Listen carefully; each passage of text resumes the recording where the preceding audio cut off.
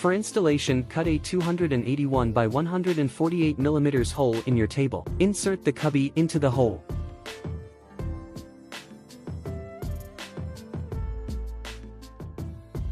Once the cubby is secured to the table, connect the wires underneath.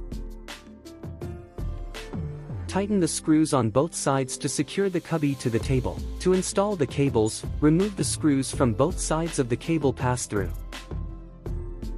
Then place the cables into the slots of cable pass-through and reattach both screws.